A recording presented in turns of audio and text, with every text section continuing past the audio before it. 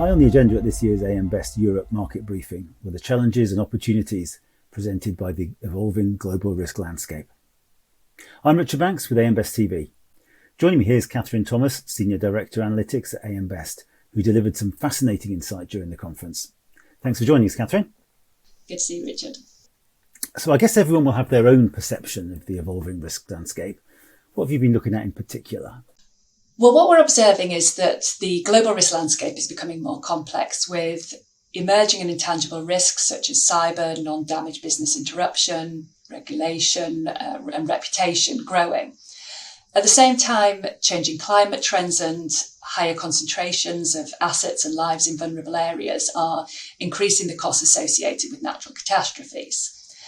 And I think that the COVID-19 pandemic has also provided a clear demonstration of how interconnected global risks have become.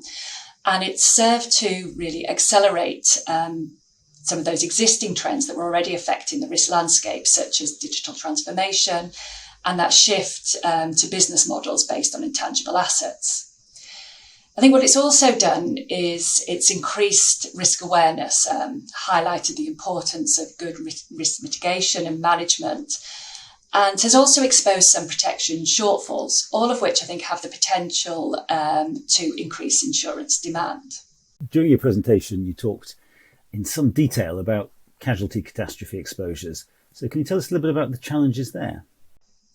Sure. So, well, insurers have always had to monitor and manage accumulation of risk. But as globalization and technological advances give rise to increased interconnectivity and interdependencies, we see the potential for significant accumulation of risk growing. At the same time, that increased complexity is making the detection and management of accumulations within insurers' underwriting portfolios more challenging.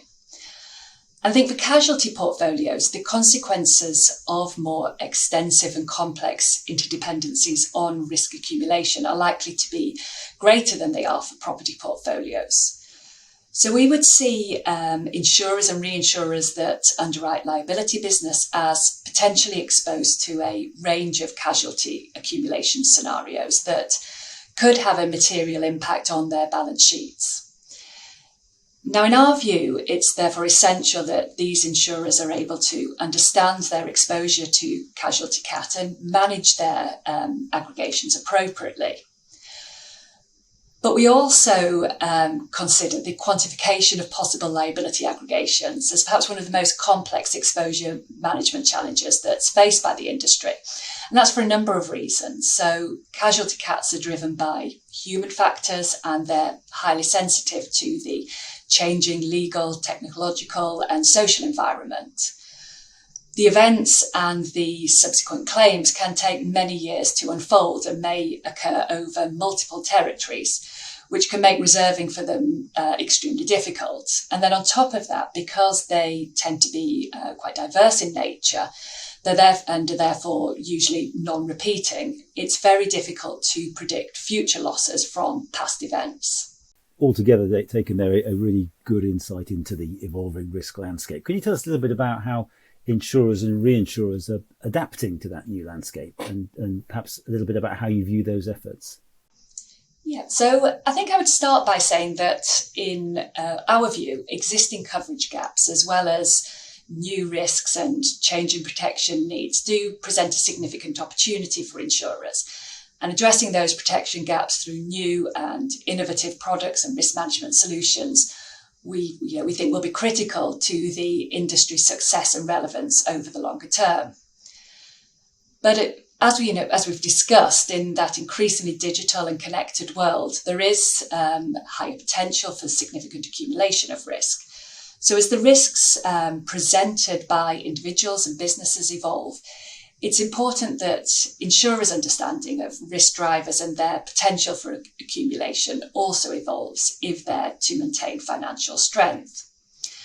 And we are seeing this to varying degrees across the industry. So, for example, when managing exposure to potential liability accumulations, we see insurers using a range of approaches, including things such as emerging risk analysis and investigation, deterministic RDSs, the application of big data in risk and threat analysis, and the use of expert knowledge from, say, a wide range of disciplines.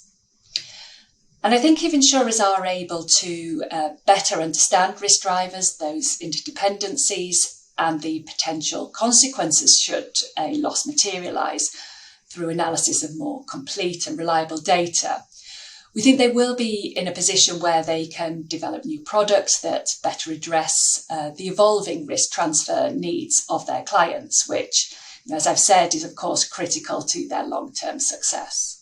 Great, thanks very much, Catherine. There's plenty for us to think about there. And thanks also for your presentation at the briefing. Not at all. Good to speak to you, Richard.